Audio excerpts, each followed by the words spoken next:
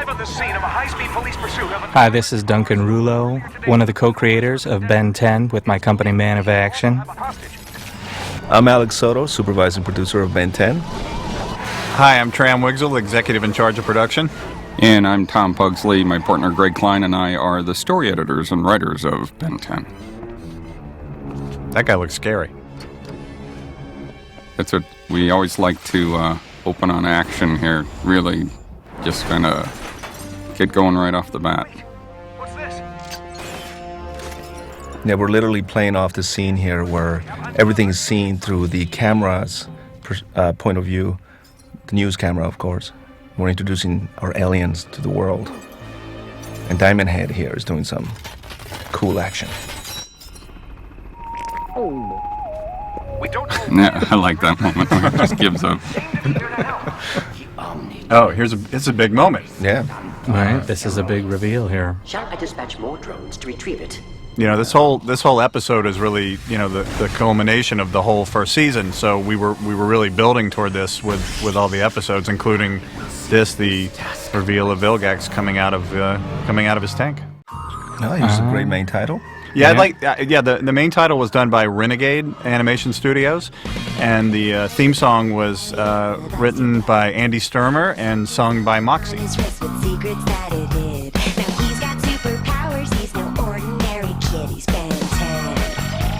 And this is one of those catchy tunes that just sticks in your head, doesn't it? And some of these cool paintings were done by Andrew Robinson, who's a great illustrator and comic book artist. Those are great. Ah, here he comes. And, you know, we always really like this part of the title sequence because it shows, you know, we have all this very cool action, and then this sort of allows us to say, hey, and the show's also going to be a lot of fun, cutting to sort of these more toony versions. I always thought that acted kind of like a subtext to let everybody know this is going to be goofy fun, too. Absolutely. Yeah.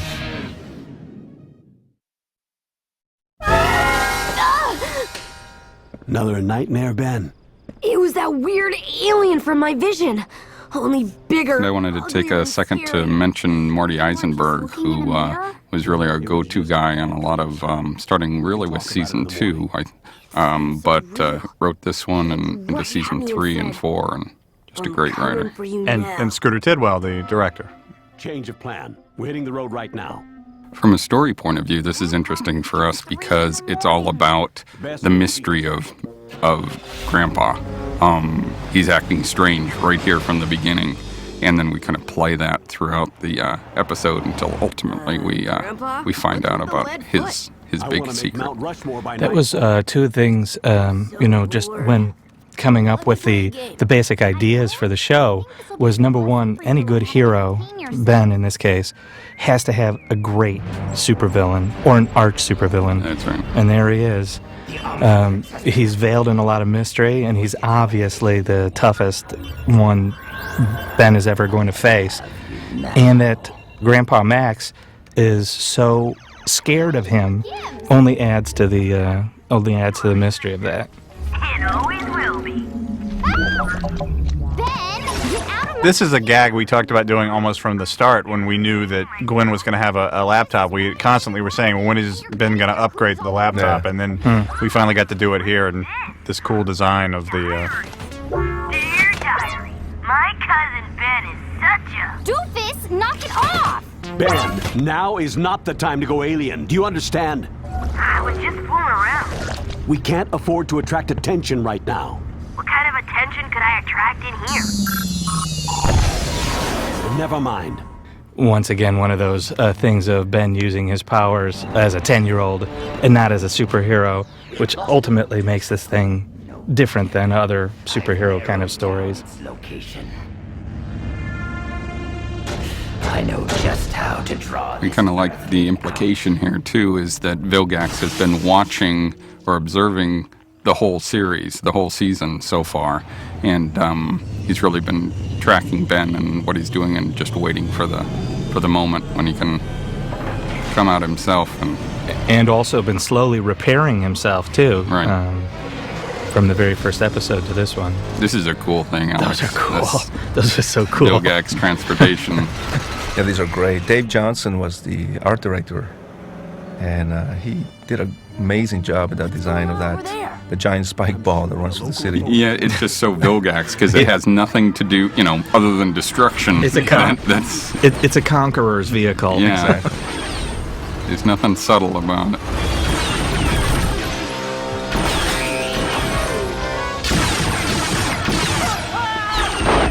Just blowing things up. Ooh. And of course, he's blown things up because he knows that Ben is going to respond. Exactly. Time to turn up the heat blast on these guys. Oh, Heat Blast. Big fan favorite. And he actually becomes Heat Blast. What are the chances? Yeah. I'd say 1 in 10.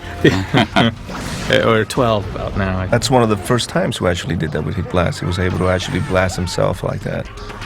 We're trying to figure out how we can make him fly or how we can make him move faster. Right. I think on with the megawatts, he was riding around on kind of Yeah, the tourist trap. Yeah, on the tourist trap one, he was riding around on a heat stream.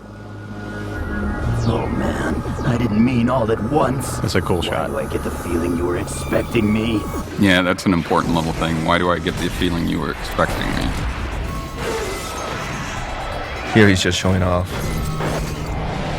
Well, that's the other aspect that's so fun about the show is his own discovery. Just like a 10-year-old makes so many discoveries, he's making all of these discoveries. Of course, his discoveries get to blow stuff up.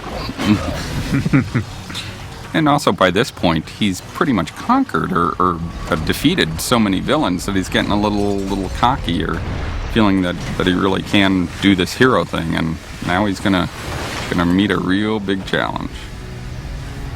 Yeah, and the cool thing here is, like, we knew from the beginning that how big Vilgax was size-wise, but because we've only ever seen him in his ship, there's no scale. So now here he is for the first time, confronting Ben, and we finally see that he's, what is he, 15 feet tall? Yeah, he's a Yeah, big 15, boy. 20. Which is really cool. We like the idea of having him not only be big, as a bad guy in a scary sense, but also physically huge. Who are you? I am Vilgax, And he's been sort of upgraded, as it were, since he's been in the tank, being injured. They've made him bigger and badder, I would say. Yeah. And here's Heat Blast. Well, I'll take on the big boy. I love this moment that he gives him his best, and he's just a fly bothering Vilgax. Really sets the tone for just how tough this guy is going to be. I love that shot. This section was actually boarded by Anna Van Wyck, who's a great board artist, and had a lot of fun doing this. This guy's really tough.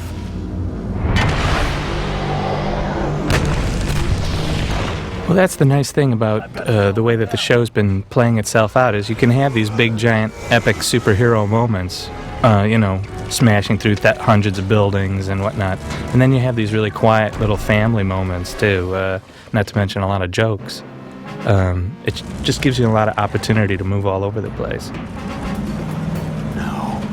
I also like how Ben melts the asphalt to trap Vilgax. It's an example of, not just using a power the same way over and over and over again. It's Ben figuring out different imaginative ways to do this.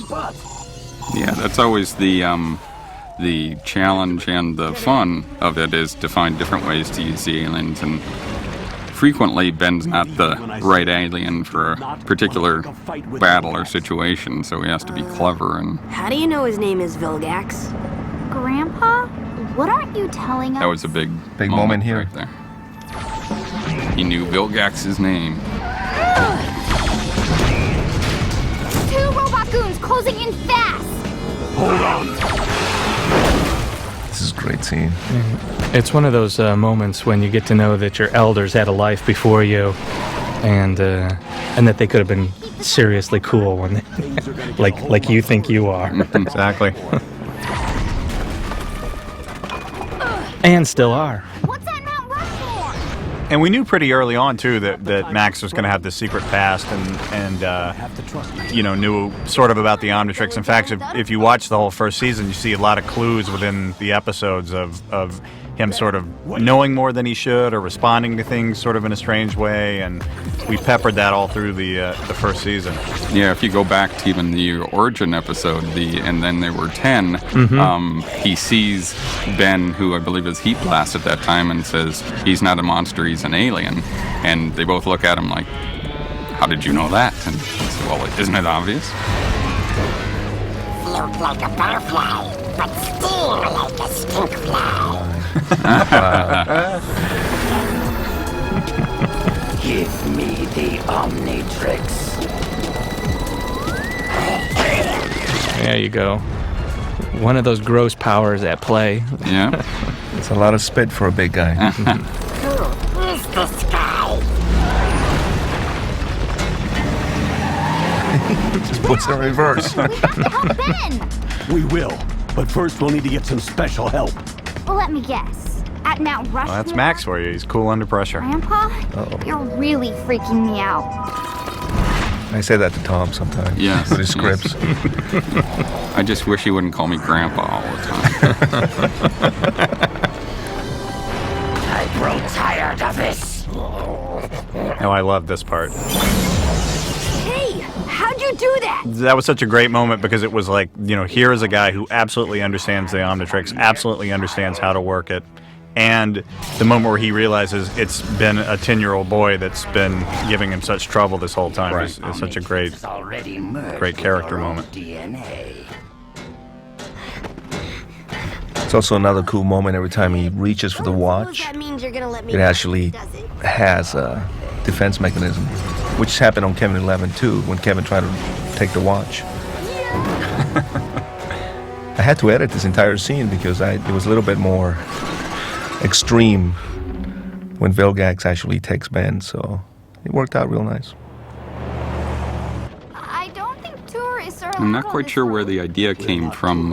It might have been from Marty, actually, that to utilize the Mount Rushmore, and that there's this secret part to this national monument, which we thought was really You mean there isn't? cool. Yeah, There isn't exactly. normally. Yeah, I know. I remember that Sam Register, in particular, said if there was going to be a plumber's headquarters, it should be, something that's sort of a state park or a familiar landmark. Just, it makes it a lot cooler than some sort of very obvious hidden base. Well, also tonally, what it does is, it also separates the difference between Ben and Max in the sense that Ben is a hero of now, and Max was kind of, a hero of a yesteryear, and the idea of putting it in a state park like that is something that you would have saw, in the 60s in the comic books. I love the shot with Grandpa pulling out this, obviously, pretty intimidating weapon there.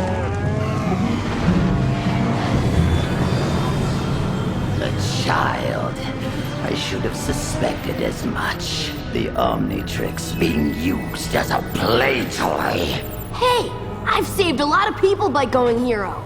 You hold the key to a power struggle so ancient. This is great, where he tells him, vast, it is kinda get the, beyond feeble comprehension. the more universal or galactic overview of just how important the Omnitrix This is so great. Omnitrix. How long did it take to draw this? These were actually, the sad thing is, we actually did some beautiful stills of this. Johnson actually did some of these, and we had to cut them out for time, but a lot of the crew had a lot of fun doing those. Those are some of the best things when we do those stills. My destiny. And then this moment here, it's like, oh boy. This weapon is keyed into Vilgax. Oh, here's another big moment right here for the Rust Bucket. Hopefully it'll take him down for good this time. This time? There's a small red button. Yeah, we also knew pretty early on that there was going to be more to The Rust Bucket, the Rust Bucket GPS-assisted tracking system. than met the eye in the beginning. Watch a signal. You navigate. Prepare for takeoff. Once we're in orbit, I will We were also trying to figure out, what is the best way of putting Ben, so it doesn't look like an operating table, or... And then we realize he's going to go through a lot of transformations later on. So it's got to fit the size of forearms and the same time size of a boy. So and this whole section here, Act 3, this was done by Sebastian Montes, who is now one of my directors for Season 2. Did a wonderful job with this. This is a moment that we really Here's another moment. Like- for Rust Bucket. it's kind of like, how do you stop the spaceship, or how do you get on the spaceship that's taken off? And That's so cool.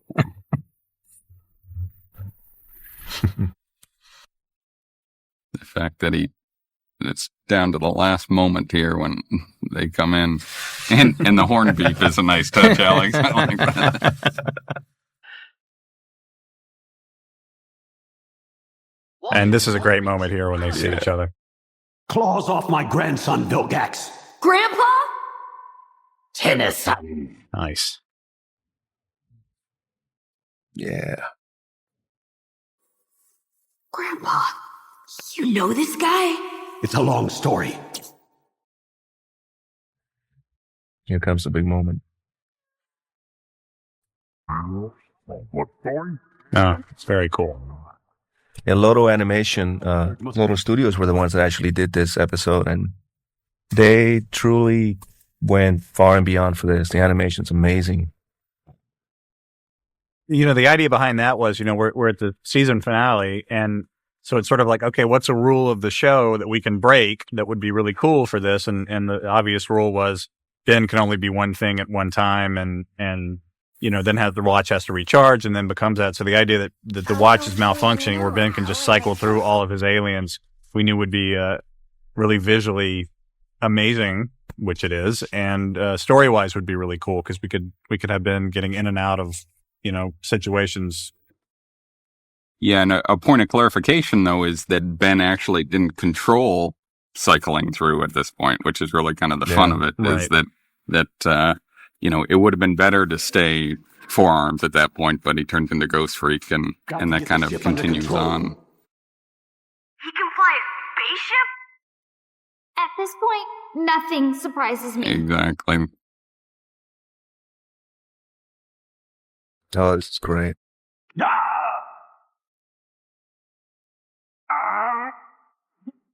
Grandpa! That's a big guy. Look at that hair. I love the animation here. That's really cool. It really gives you the feeling of As you flying. can see, I'm much stronger than in our last encounter. We really liked the fact that there was this implied history between them. We don't know exactly what happened, but obviously these guys have battled before.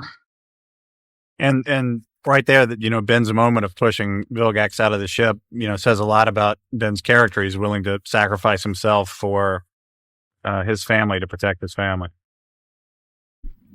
This is one of those moments that was inopportune when he was doing fine as upgrade. Sometimes I hate this one.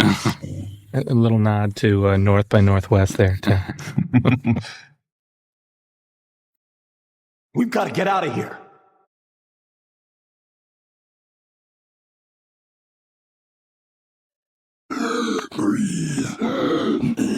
Remember, Ripjaws needs water to breathe. Here he comes. Uh-oh.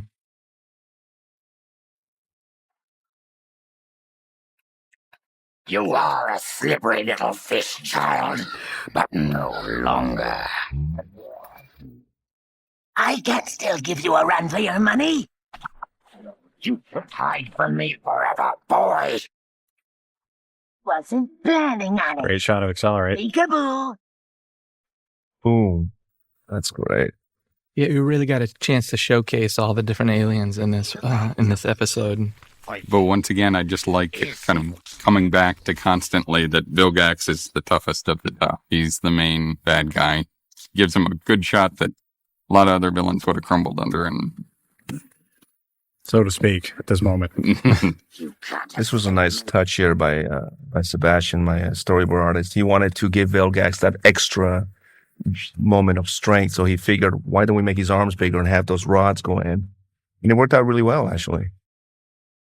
You know, in a way, this battle is also showing how much Ben has learned with his powers over this season. You know, he's using all of them. And also how much more he has to learn, which is great for season 2. Right. Perfect timing. yeah, great moment. Yes.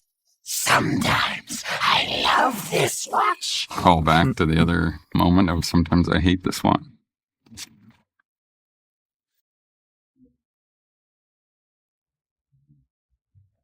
Nice That's a scale. great shot, yeah. Yeah. Show how big that thing is. Better hang on to something. This may get a little bumpy. I like the fact that he's driving the rust bucket through this spaceship. Switch on me now.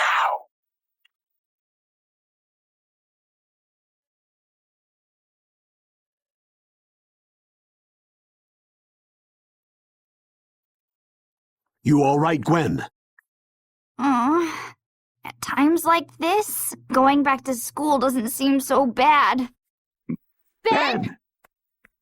Actually, should point out, I don't know if you just noticed, hanging from the rear view mirror of the rust bucket is a little gray alien in a spaceship. It's been there the whole season. You should look for it.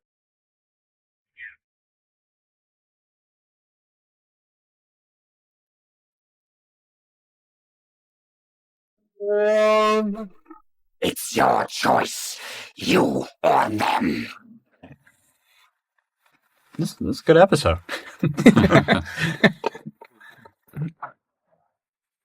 Once again, sign of how heroic Ben is, willing to sacrifice himself for his family. Vilgax, no! Don't go back in there!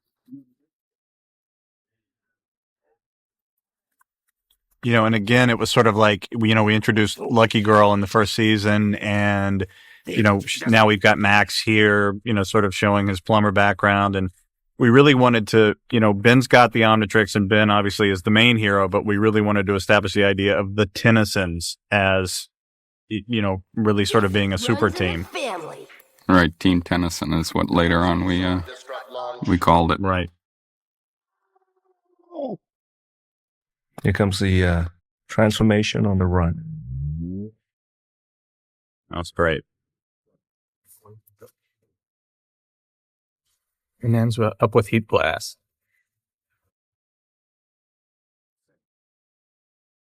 There's this great line at the end.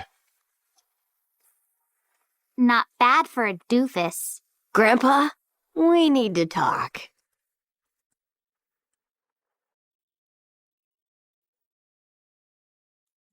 All right, Hey.